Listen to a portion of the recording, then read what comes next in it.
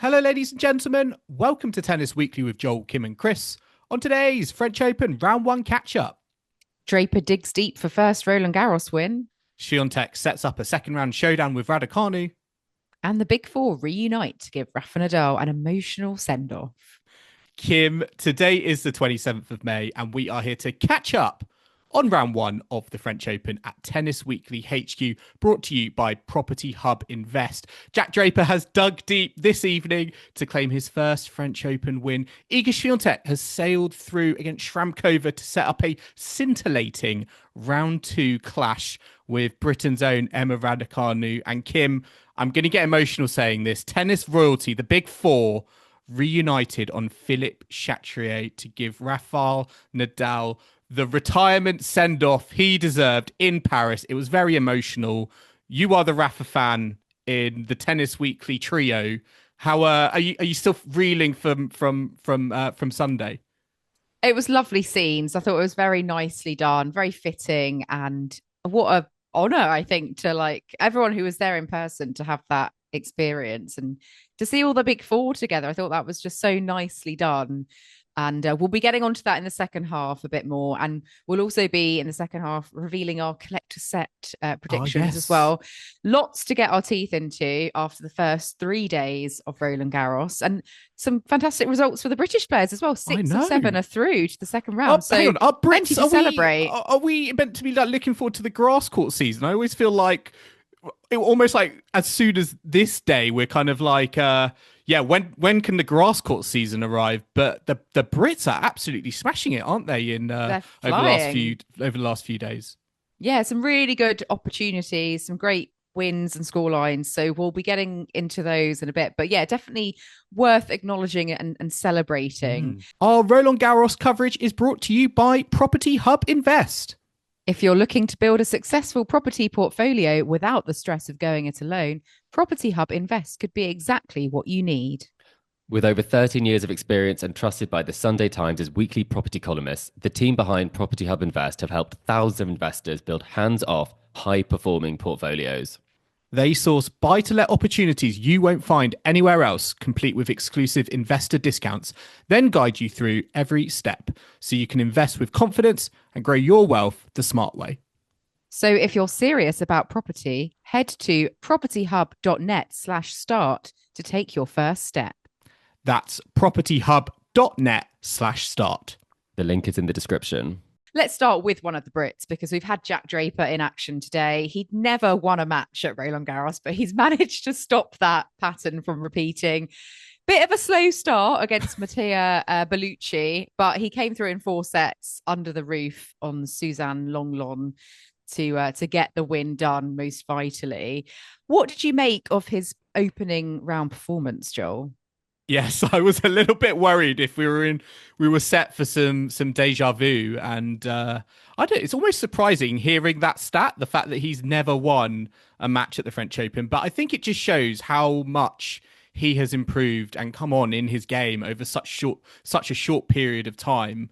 Having said that, against Matteo Bellucci, that first set, I mean, Bellucci just came out and played a level of tennis I don't think anyone was really expecting. I had to look up Bellucci's recent results to kind of try and make sense of all the madness that I was seeing on the tennis court. And apart from, I think he defeated Cam Norrie in Monte Carlo, but apart from that, hadn't really done anything on the tour, on the clay. But he was just playing so well, and it just showed me, I think, with Jack Draper that no matter how well he is playing, if someone comes onto the court, mixes it up, plays with a bit of variety, comes out all guns blazing, it still can take him a little bit by surprise. And that's going to happen, though. That's, you're going to have those matches where the player you're up against, maybe you've not really faced before. They're a bit, new to you.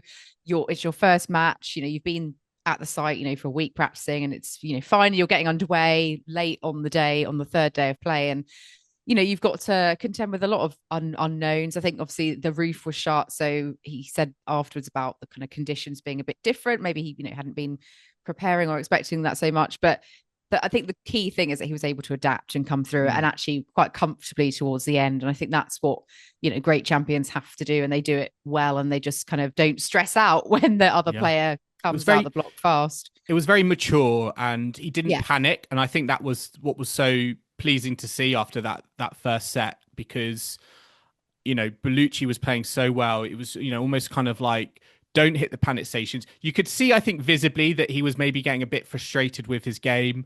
I thought his forehand was off a little bit in the first set, and his serve wasn't doing as much damage, his first serve particularly, as I think a lot of fans were expecting. But I was impressed with how he was able to reset, compose himself, and just sort of say to him, look, if Bellucci can continue this, then, fair enough. But if I play my way, ultimately I'm going to win. And I was really impressed with how he didn't kind of implode on the tennis court. And also, I guess, not think about maybe, some of those earlier memories like last year, being defeated, because it's not necessarily been a happy hunting ground as of yet in Roland Garros. So, yeah, very impressive mentally, I think, from Draper. Yeah, I think it's only his third appearance here. So, he's got to give himself some credit. And he's a different player this year. He's the 5th seed. He's won a Masters title. He's got to another final of a Masters event. He's the been hunter. Deep at a slam. Yeah, he's being hunted now, isn't he? So it's a different perspective. And you've got to deal with that mentally as well as, being a sort of up and coming player. So I thought he did very well, generally considering, and I think he'll be pleased to have come through. I think it was just shy of 3 hours, so solid match to come through. And you mentioned, Joel, that Bellucci had beaten Cameron Norrie at Monte Carlo this year.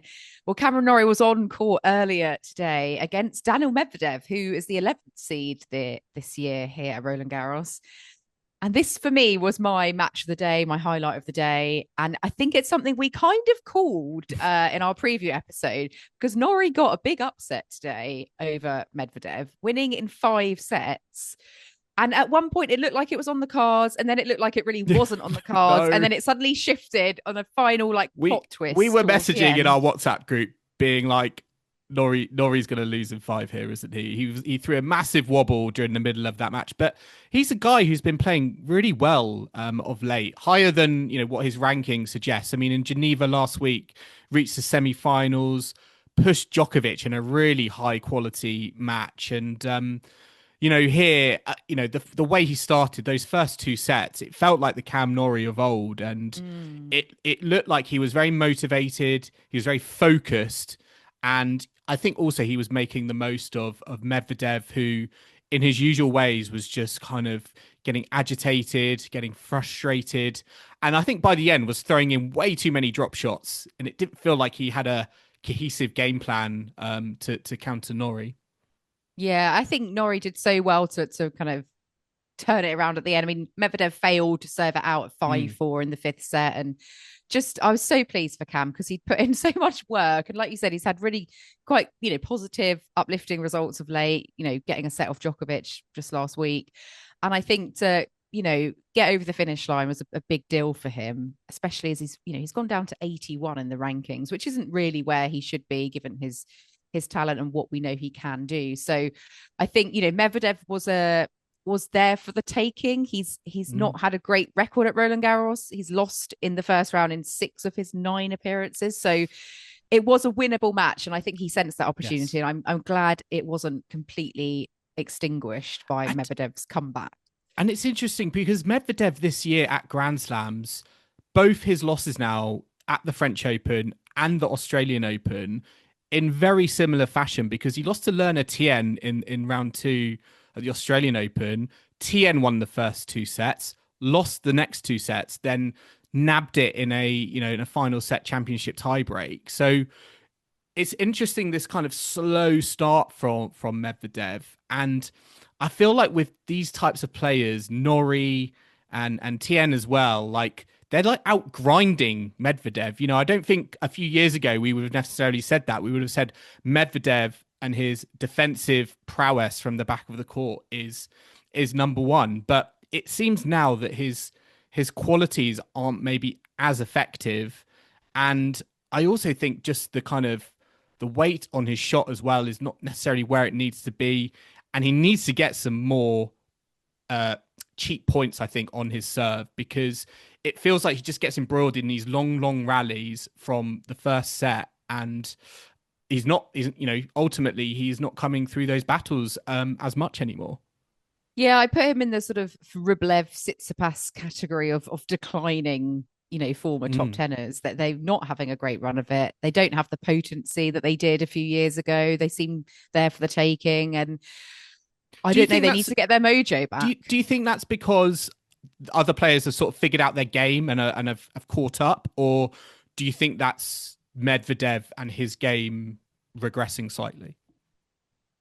Maybe a bit of both. I just think there's sometimes shifts, isn't there, and momentum swings in a career, and that he's sort of that same generation, isn't he, as the other two I mentioned? And it seems that, yeah, like we've said before, that are they the sort of lost generation in between the big four and the kind of Medvedev the young certainly guns. lost on clay, I think. Yes, I think this isn't maybe his best surface, so it's not the fairest analysis. But Chris did actually have him as a semi-finalist here, so I'm sorry, Chris, but your prediction was very wrong. Is that an early slam spoon of shame front runner contender? Possibly. I mean, one player that I've got in my semi-final is Novak Djokovic, obviously 3-time former champion, not quite coming in to this tournament with his usual form, although he had picked up the Geneva title on the weekend, beating Hurkacz in a tough 3-set tussle on the weekend. So he's got his 100th title finally, which will hopefully be a good boost for him. And he seemed quite comfortable today against Mackenzie McDonald. 6-3, 6-3, 6-3, a nice symmetrical scoreline, just under 2 hours, kind of routine Djokovic. I think the most exciting thing was when they had to pause to get the roof shut. I think I love describing that as exciting. Yeah, they both were saying that the rain was blowing into their eyes and they were struggling to see the ball. So fair enough, they rightly got the roof closed and then resumed afterwards. But I mean, he's never lost even a set in incredible a first round match here since 2010. So I don't think the statistics or Mackenzie McDonald were maybe gonna challenge him today. I don't know how much we learn from this match in terms of where Novak Djokovic is as a potential contender for the French Open. I certainly think he's in a lot better position now than he was maybe a week ago with that title win in Geneva. It almost has come up unexpectedly, but at the perfect time.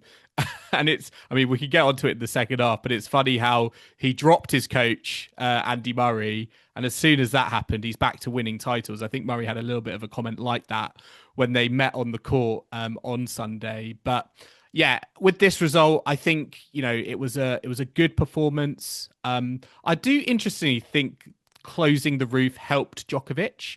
And it was interesting to see McDonald. I think he was fighting for the roof to be closed. And I was wondering, actually, should you want to, try and keep it open for as long as possible? Because that might disrupt the rhythm and, the ball striking and the quality that Djokovic is bringing to the court more than, say, still conditions in an indoor arena. So I wonder whether, McDonald should have been maybe fighting to have the roof open there. But I think it was quite clear he was ultimately a bit too limited in terms of what he could display. There were flashes there, but yeah, comfortable for Djokovic nonetheless.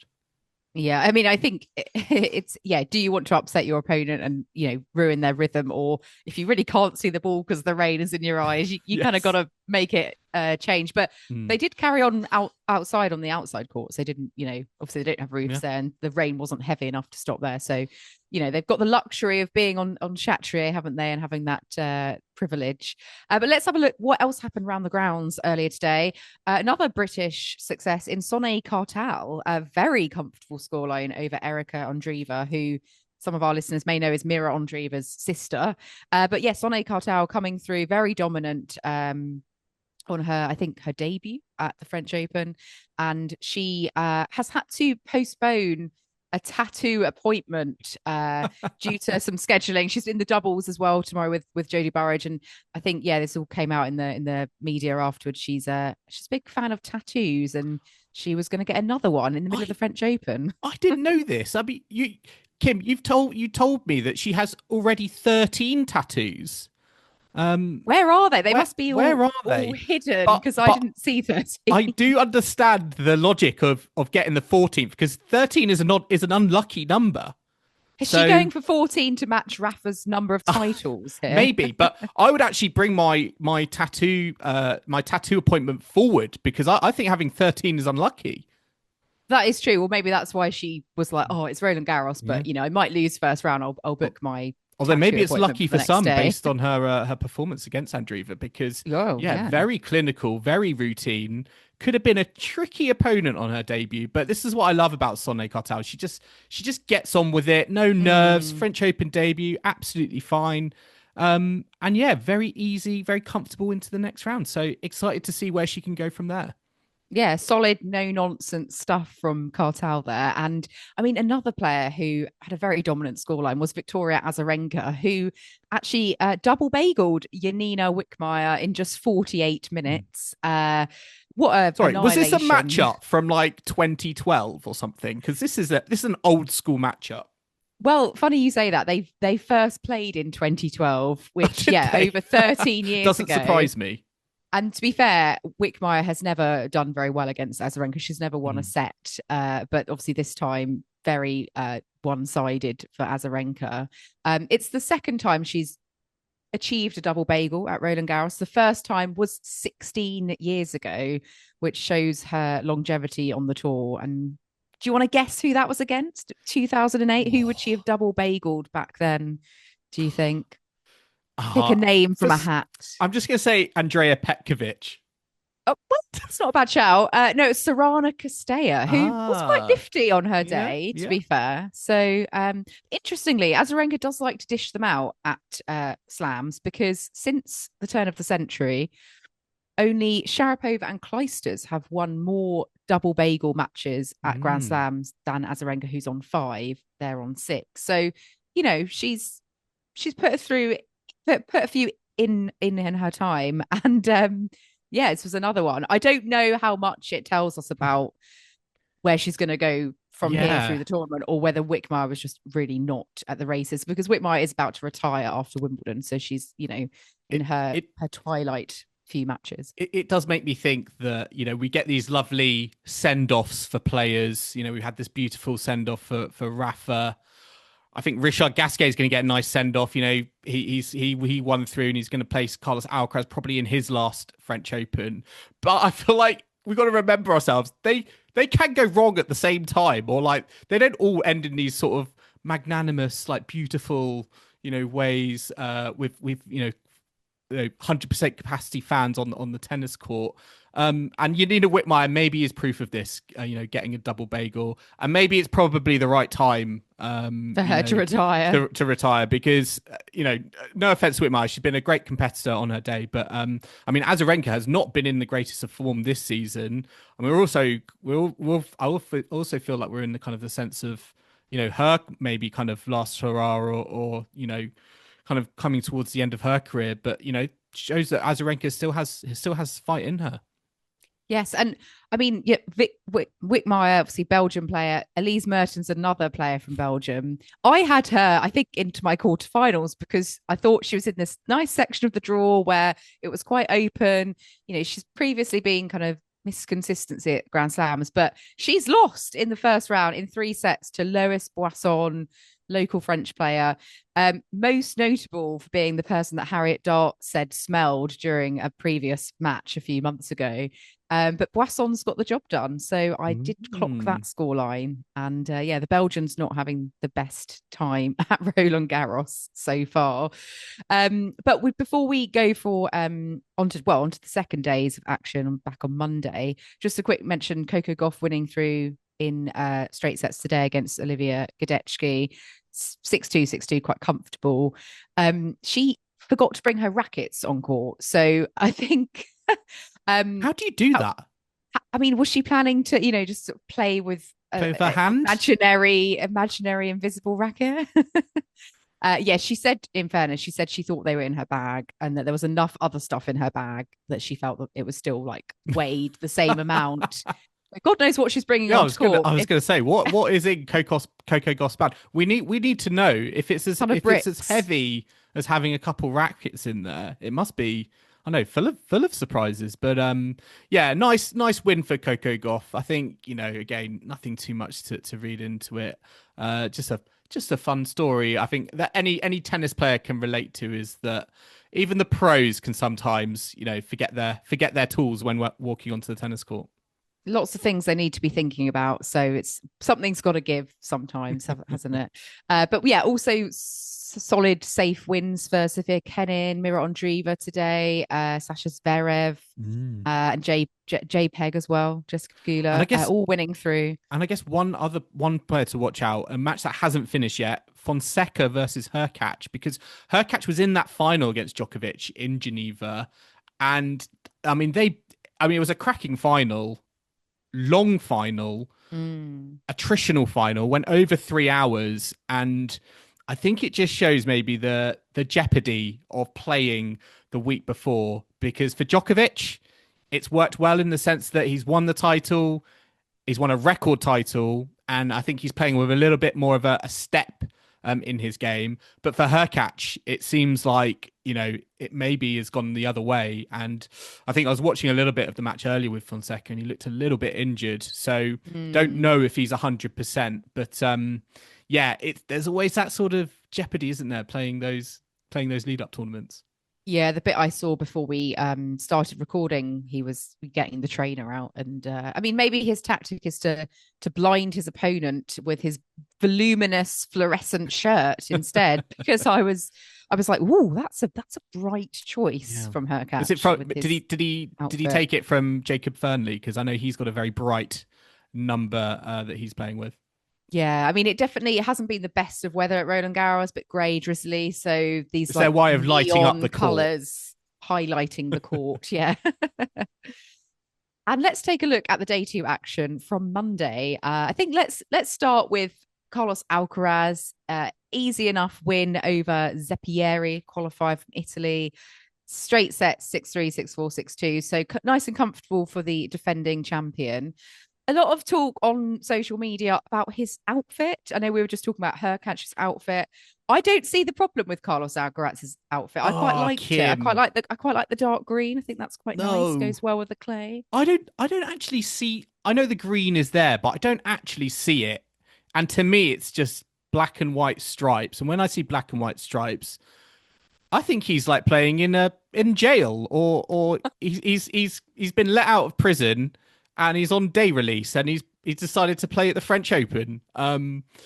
Yeah, I think one of our I can't remember who it was, but I saw on Twitter someone even said escape from Alcatraz. Oh, nice one. Escape from Alcaraz. So I don't think I'm a big fan of it, to be honest. I'm a little bit more of a fan of the Jack Draper striped look. Yeah, but then again, maroony colour. He sort of still, to me, looks a little bit Dennis the Menace. You just can't win with stripes. You're just not a fan of them. No. I think it's a bit. I don't think it's very creative, to be honest. I think we were in stripes like 5-10 years ago. Maybe all fashion trends are cyclical, but I'm not the greatest fan. Feels a bit football shirty. Yeah, I get you. I wonder if any clothing company will allow Tennis Weekly to have a crack at designing a kit for one of the slams. I'd love to have a go at it. I think it will be harder than you think, maybe. But listeners, let us know what you think. Are you a fan of the stripes? I quite like the color combination, but let us know. I have to say, talking of the fashion, Naomi Osaka, obviously she's lost sadly yesterday, but she was sporting some great headgear, some like pink flowery clips in her hair. And I quite liked her look. I'm quite sad that we're not going to see more of her through the tournament, because I just quite liked it. I thought it was very, very nice and different. Took me a while to get into it, but yeah, sadly, she wasn't quite able to get the job done, losing in 3 sets to Paula Badosa in a at one point quite close affair. Did you manage to catch much of this one, Joel? And yeah, what were your thoughts on Osaka Badosa?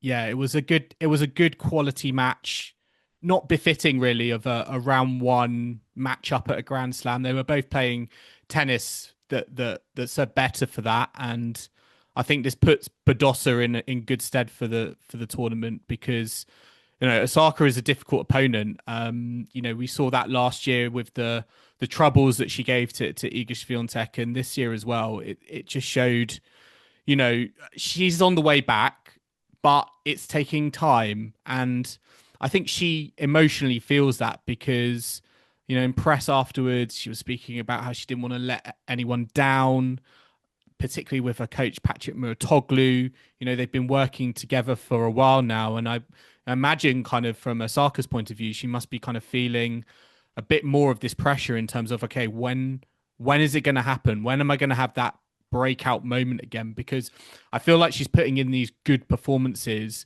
but maybe not getting the rewards, or her opponent has been slightly better. Having said that, I think with Osaka, she was still a little bit streaky. I mean, the fact that she committed 54 unforced errors across 3 sets, it's going to be very difficult to win a match, with those numbers. And particularly as well on her second serve as well. She only won 39% on her second serve. So it just shows some of the weaknesses that maybe Badosa was able to exploit. So I'm a little bit in two minds. A good win for Badosa that I think sets her up well for the championships, but a shame we're not going to see more of Naomi Osaka because of her outfit that she brought to the court, but also I think the tennis that she played with at times in round one. Yeah, just not quite good enough. And Badosa, we forget easily that she reached the semis at the Australian Open earlier in the year, and she's not played an awful lot since then. She's managing this sort of chronic back issue. So I have to say, when Osaka won that first set, she was very dominant in the tiebreak. I did think she was going to come through it. So Badosa did very well to turn that around. And Osaka just not able to keep it up, and those unforced errors creeping in. It's a shame for both of them that they had to meet in the first round, isn't it? Yeah, and I mean, just at times, particularly in that second set, Osaka was just free swinging, and it was sort of just kind of letting the set pass her by, and it felt maybe a little bit like, I know she wanted to maybe get to a point where she could reset for the third, but I wondered whether there could have been a little bit more of a game plan, a bit more kind of a focus, because at times it just felt like she was just swinging and hoping for the best. And this is where this is where I think she was hemorrhaging kind of unforced error after unforced error. When it came off, it looked really, really good, but it just was not coming off too many times. Yeah, and it does make you think, if she doesn't ever get back up to where she was, how much longer will she stay in the sport? I mean, it does beg the question. I think that's the worry, isn't it? Yeah, and I mean, obviously Clay's never been her best surface. So if it's not going to happen, maybe on the hard court slams later this year, early next year, where will her priorities lie? It's begs the question. And one player who has formerly been right up in the rankings, Caroline Garcia, she has played her last singles match at Roland Garros, sadly. She lost to Bernarda Pera yesterday. On the eve of the tournament, she did announce her retirement, and she'll be playing a couple of other tournaments this year, Wimbledon, the US Open, and she said she wants to play the Queen's Club event, which is now WTA. But yeah, not to be for any more singles at Roland Garros, losing in straights to Pera. She's still in the double. She got a win today with Diane Parry, so maybe she can go a bit further there. But it's a real loss to the sport, isn't it, Joel? Especially for Andy Murray, because his prophecy is sadly never going to come true.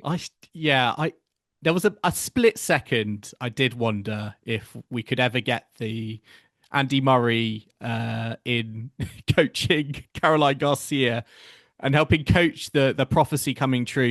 What he said all those years ago about Garcia being a top 10 player, future world number one. And I still feel with Garcia, although she has many memorable achievements, it's still a little bit kind of, I think there's a little bit left there that could have been. There was a little bit more mileage there that maybe that Caroline Garcia could have gone. And the French Open has never necessarily been a place she's been able to kind of show her best talents. And I think that's been a shame because she is a quality player on her day, and it's a shame that her home country has not really been able to see that too much over the years. And it was the same case against Bernarda Pera, which on paper you sort of think, yeah, that's a nice matchup for round one. Pera is a decent player, but for Garcia, I think she would have definitely been looking for this to be at least to get one win under her belt. Yes, it did come in the doubles, but to get a singles victory, this was a real opportunity. Yeah, I mean, she has gone down to 144 in the ranking. She's not played since March, so very getting into wild card, out of form. Wild card situation here. So it'll be interesting to see if she does get wild cards. I mean, if you were on the Wimbledon committee, would you give a wild card to Caroline Garcia?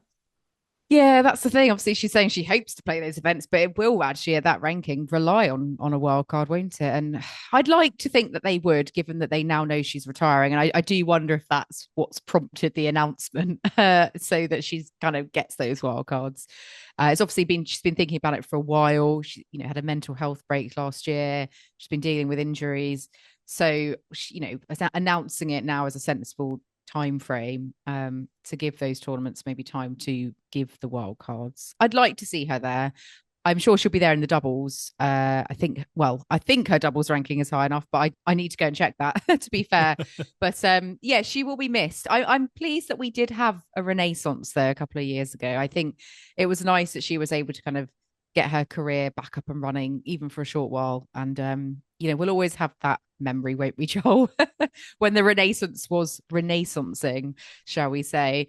Let's have a look now at some of the other results from Monday's action. It wasn't the best day for the Americans, was it? It's fair to say. We had Taylor Fritz getting knocked out by Daniel Altmaier, Peyton Stearns, who did well quite recently, but she's out. And Emma Navarro getting absolutely thrashed by Jessica Bouzas Monero.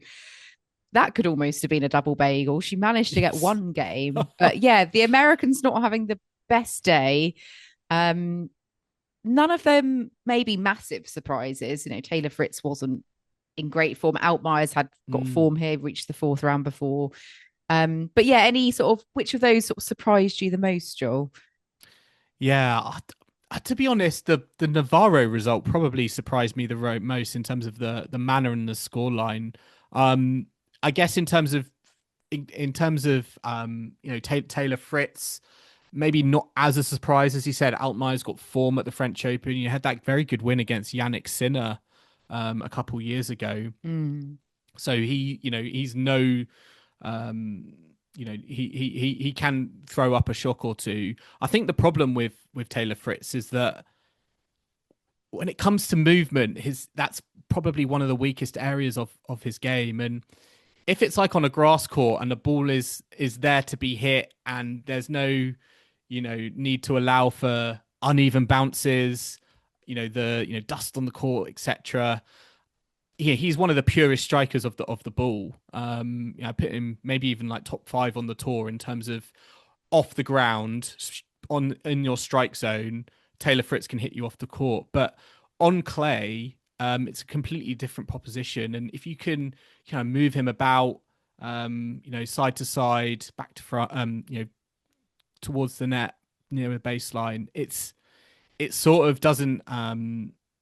It doesn't play to his natural strengths, and I think Altmaier did very well to exploit that, and it's left that part of the draw kind of really wide open. I think for a potential unknown or a dark horse to get to round 4. So a good win for Altmaier, and we'll have to see how that part of the draw progresses because there could be a few surprise names coming through there. Yeah, we'll have to see who makes the most of that section. One American who did win, Madison Keys, the Australian Open champion. She didn't have any issues with Daria Saville. I got my collector set wrong. I went round one for Madison Keys there, but whoops. And we also had Yannick Sinner winning comfortably as well. Casper Ruud is through as well. So some top seeds winning easily. Iga Swiatek, defending champion, she was through. Quite tricky against Shramkova early stages, but once she kind of got that break in the first set, it was pretty routine after that. And she will face Emma Raducanu in the second round because Raducanu came through a very tough opener against Jinju Wong of China, 6-3 in the third. It was quite a lengthy battle back and forth, and right from the off, it was quite intense. And at one point, she had to get the doctor out because I don't think Raducanu was feeling particularly great. So let's hope she's feeling better for her match against Swiatek tomorrow. Any thoughts on that encounter coming up? What do you think is going to happen this time round, Joel? Well, I mean, they faced each other at the Australian Open and Swiatek absolutely thrashed Raducanu. I think, what was it, like love and one. But I think how times can change, I think, within one Grand Slam apart, because although it was kind of a comfortable scoreline against Shramkova for Swiatek, I still feel like there were just kind of a few nerves there in terms of her performance. And similarly for Raducanu as well, it was a little bit kind of topsy-turvy. Still not convinced, she's 100% fit. She had to take those tablets, I think, after the first set. I just love with how Raducanu is finding a way to win with these performances. It's something that we've seen, I think, time and time again, actually, in her comeback, that she's ready to kind of lay it all on the line, lay her body on the line to try and grind out these victories. And that's something you really need on a clay court. And it's one of those things that Iga Swiatek, I think, has mastered, over the years, particularly at the French Open. So it'll be fascinating to see when those two go up against each other. I think what's going to be really important is the serve. We've spoken before about the Iga Swiatek serve and how against big hitters it has been punished, time and time again. And I think similarly with Emma Raducanu, it was still not in that space where we feel like her serve is completely watertight, rock solid. It still feels like it's a little bit too vulnerable. So it might come down to, I think, who can hold their serve the best and can kind of put kind of front foot pressure on their opponent's serve, because it should be an intriguing matchup given the sort of kind of drop in form, I guess, in the build up to Swiatek and this sort of never say die attitude of Raducanu.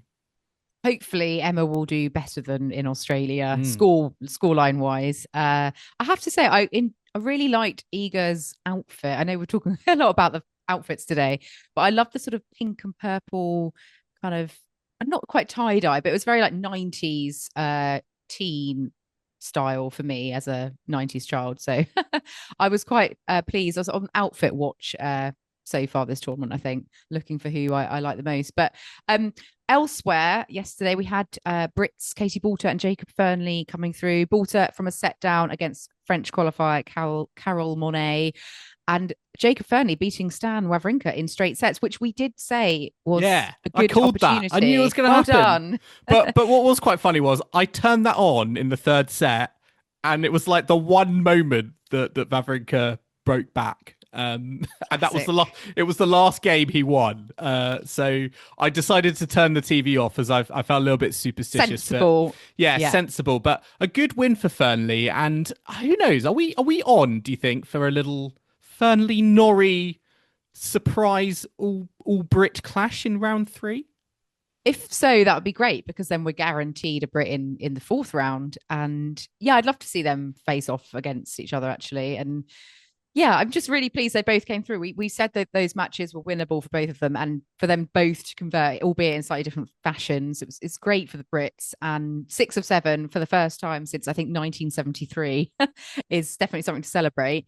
And other players, like we've had Francisco Cerundolo as the 18th seed. He lost in straight sets to Gabriel Diallo. Good for my predictions. Not good for your predictions, but a player who's not capitalizing on their sort of highest career rankings so far, and not really at the races. And so it's therefore nice when you get players who are maximizing their opportunities. But yeah, Cerundolo out to Diallo.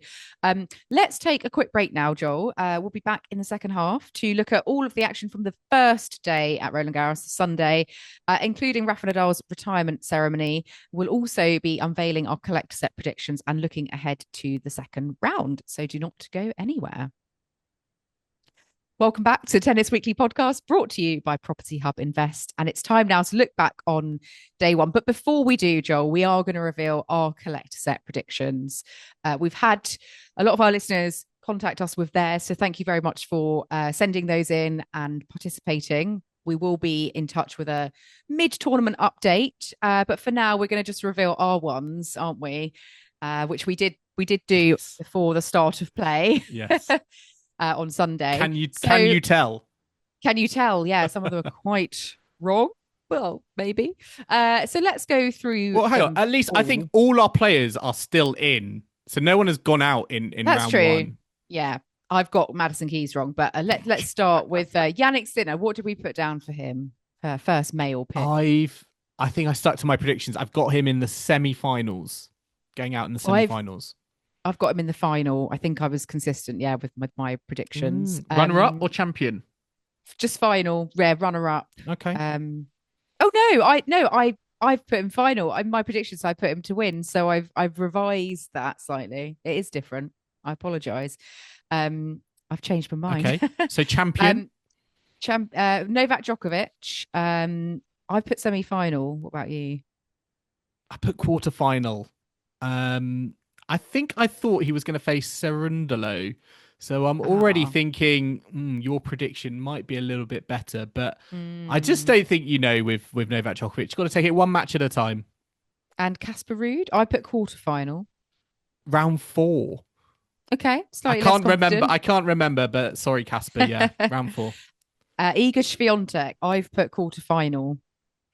I've gone round 2. I went big on the prediction show that Raducanu is going to defeat Swiatek in round 2. I think it's going to be a reversal of what happened in Australia at the Australian Open. Maybe not a reversal with scoreline, but a reversal in result. Come on, Raducanu. We'll see about that. Yeah, Emma's beating Iga according to your collector set. Interesting. Mira Andreeva, I've gone semi-final for her to back up last year's. She's in a nice part of the draw, I think. Not too many foes, I think. So I've got semi-finals as well. And last but not least, Madison Keys. I've already said I went for round 1 for her, which I'm already regretting because it was very wrong. But what about you, Joel? I've gone round 3, more on the kind of 2 good performances, 1 dodgy performance, and off to the grass. I'm just going to come back to the kind of consistency conversation we always have around Keys. And yes, she proved us wrong in Australia, but I feel like she's going to come a cropper before week 2 at the French Open. Yeah, I don't have confidence that she'll go deep. I think Australian Open was great, but I just don't see her backing up a deep run. But prove us wrong, Madison. Who knows? Let's now look at what happened on day 1, because there was a lot of action, which we'll get onto briefly, but we do need to talk about that ceremony for Rafa and his retirement.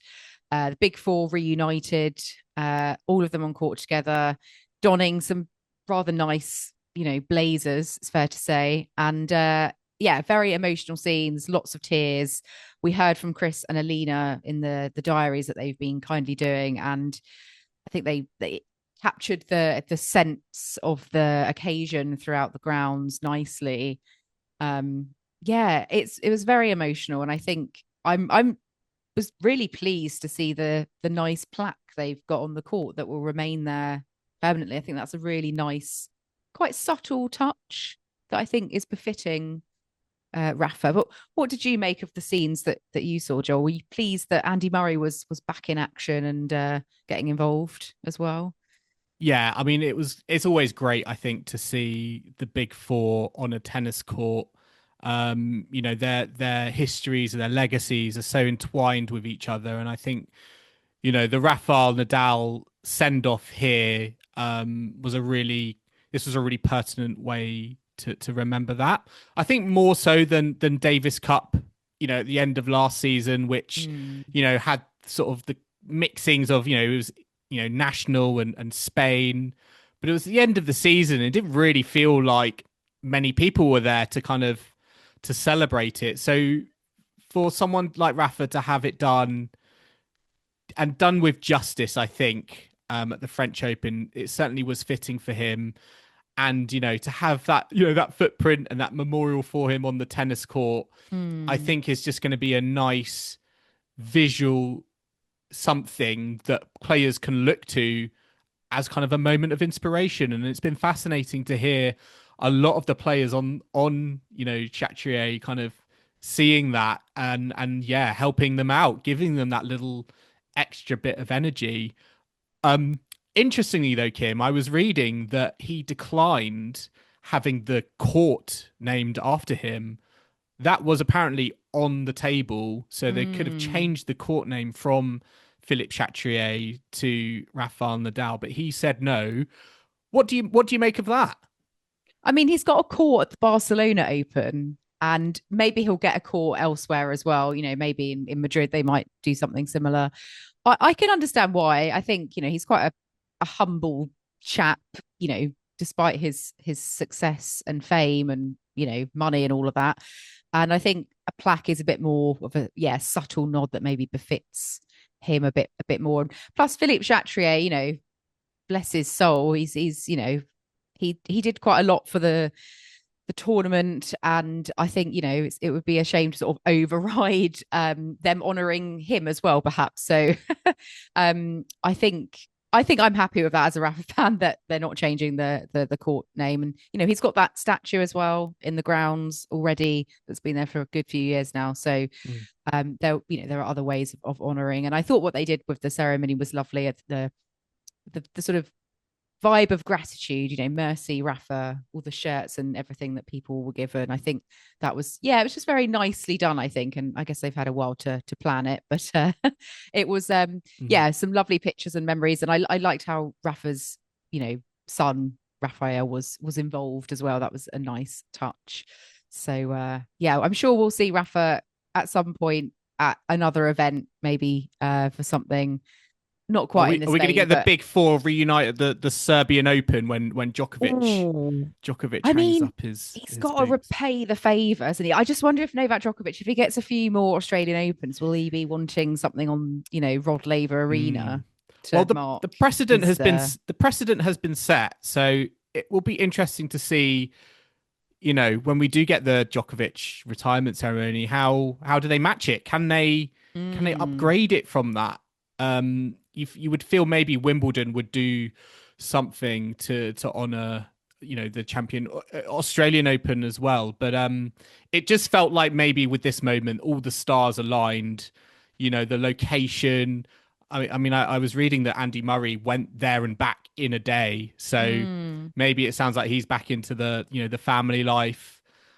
And it was nice actually to see, him and Djokovic sort of back as it were. No kind of awkwardness anger or awkwardness, over their coaching foray. So it was just, so nice to see, and it just makes you hope that we can get more of these moments, and that even though only one of them is left, hopefully the big four can continue as a thing, and we see as a thing from time to time. And maybe it just moves on into kind of this, retirement phase, because I still think they have so much more. If they want to, I feel like they have so much more that they can give to tennis. I mean, even hearing rumors about potentially a Rafa Roger exhibition tennis match, that could sell out.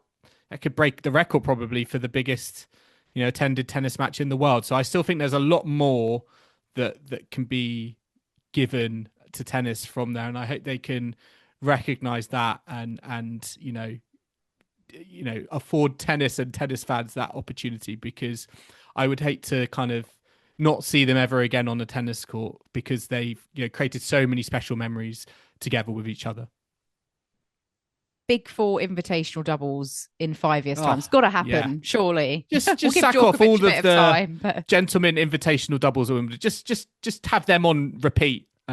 every day. Well, let's have a look at some of the results from the first day. We had Sabalenka opening up. She was only on court for about an hour. Yes. Only lost one game against Rakhimova. We had some big thrashings, didn't we, in the women's round one, didn't we? Yeah, there has been some very dominant scorelines, it's fair to say. And Sabalenka was one of them. Yeah, she's got the job done nice and comfortably, only needing, 1 hour. But there were some other players not quite as comfortable. Jasmine Paolini, last year's finalist. She was a breakdown in the final set against Wan Wei and managed to come back and get through that. At one point, I did think, is she on her way out? Which would be a real shame, given that she's just won the Rome title. But she got through it. Schneider's through, Svitolina's through. And we also, on the men's side, had Tommy Paul coming through, although he did drop a set to a young Dane. And Musetti also through comfortably. Ben Shelton coming through in 5 over Sonego. That probably always had 5 sets written over it. That one. well, Shelton will feel a bit lucky with round 2 because his opponent Gaston, I think, has withdrawn. Yes, because that was scheduled for the night session. So he's got a little bit more recovery time. So I think he'll be very, very happy. Be very happy with that result. One other result I just want to mention, because Qin Wenjiang defeated Pavlyuchenkova 6-4, 6-3. And then she was quick to get on Instagram and kind of continue her beef with Emma Navarro, because she posted the Navarro result onto her Instagram stories with a little comment. So there's still, that beef is still there, still simmering, and I'll be interested to see what happens the next time those two step on the court with each other. I mean, that's not a nice touch, is it? An opponent gets thrashed and you're going to sort of proactively post about it. I think that's a bit off, personally, but hey ho. I'm also, just a note, I was hoping Alex Ayala would do slightly better. She lost in 3 sets. Arango. I know. I was expecting Ayala to challenge Zheng in the second round, but she's not made it through, sadly. But but Daniel Elahi Galan is through in 5. A favourite of ours, Galan. I just like saying his name. Anyone with kind of 3 elements to their name just feels so much more significant. But a great win against a French wildcard in 4 hours 27 minutes, 7-5 in the 5th. Great victory for the man, the myth, the legend, Daniel Elahi Galan. Yes, absolutely. And let's look now at tomorrow's action, because like you said, we were due to have Shelton Gaston night session. That's not happening. We've got Nava against Runa instead. Wow. For me, though, the best bit of tomorrow is in the day session on Chatrier. Paulini Tomljanovic, Marjan Alcaraz, and then Raducanu Swiatek. How's that for a lineup, Joel? Yeah, that is very, very tasty. It doesn't get much better than that, I don't think. I did wonder if we were ever going to break the night session, just infinitely being men's matches, and whether they would have the the balls to go with Raducanu Swiatek on the night session. But no, that did not happen. So yeah, third match on in the day session. I'm definitely looking forward to that one. Very rearrange your work meetings. Yes, people. That is definitely one of those ones. What I mean, before we do some predictions on that, I'm just looking elsewhere. I mean, we've got Tommy Paul against Fucsovics as well, could be interesting. Schneider versus Yastremska. And how about this, Kim? PCB versus Tiafoe. Oh, I wonder if PCB could pull off an upset there. I'm not sure. It's not the player he was, but he's there or thereabouts sometimes. And Brooksby Corder. I think Brooksby could defeat. I think I've got Corder an upset alert there. All-American battle. I think Sebastian Offner might get a win over Khachanov. Khachanov being seeded. I don't know. I think Offner might be one to watch. Also, Ava Lees. She had a great run here last year, I think, and she beat Peyton Stearns in the first round. She's got Victoria Mboko of Canada. Maybe interested to see where that one goes. But yeah, there's some good clashes tomorrow. I think Chatrier is the place to be. I'm sure Chris will be there as much as he can as well, and we'll have to get his lowdown. Okay. Before we finish, Kim, Chatrier. Ooh, predictions. Name and number of sets. Paulini Tomljanovic. Paulini in 3. I don't think Tomljanovic will be a pushover. Okay, Paulini in 2. Marasan, Alcaraz. And Marasan has defeated Alcaraz at the Yes. French Open. 2 years ago, 3 years ago. I can't remember exactly. I think Alcaraz in 3, though. I've got confidence.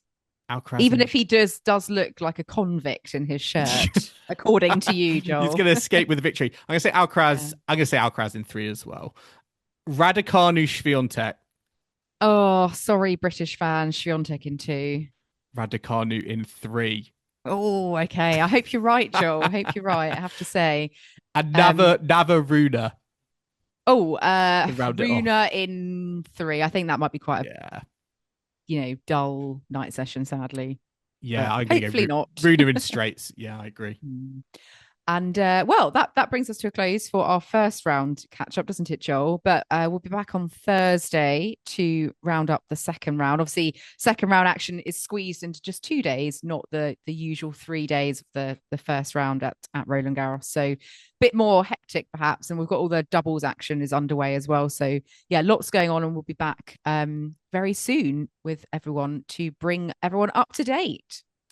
And if you want even more from Tennis Weekly, we have Chris and Alina going behind the scenes. They are there this week on media duties at Roland Garros, and they've been producing some Tennis Weekly diary entries that are very, very journals. Good. Some journals. I think I'm saying that right. Are we saying that right? I don't know. I think they're the linguists amongst us. Some Tennis Weekly journals to have a listen to. They're really, really interesting. If you want to go behind the scenes, they were behind the scenes for Media Day. They got to grips with Tommy Paul and his truck. Yes, so if you want to understand where that came from, listen to the first journal. But other than that, we will be back on Thursday for our round 2 catch up. That is it for round 1 though. We are going to end it there. We hope you enjoyed the ride with us. Remember to subscribe so you don't miss a moment of action from Roland Garros. You can find us on Apple Podcasts, Spotify, YouTube, and all your favorite podcasting platforms out there. And if you love what you're hearing, then be sure to leave us a rating and review on Apple Podcasts or Spotify, and hit that like and subscribe button on YouTube. And stay connected with us on social media. We are on Facebook, Instagram, TikTok, YouTube, and X at Tennis Weekly Pod. And if you want to get in touch with the show or submit something to our mailbag, do drop us an email at tennisweeklypod@gmail.com or visit our website at tennisweekly.co.uk. And we will be back on Thursday for our French Open 2025 Round 2 catch-up, brought to you by Property Hub Invest. But until then, it's goodbye from Kim. Goodbye. And it's goodbye from me. Thanks for listening, and we'll catch you next time on Tennis Weekly.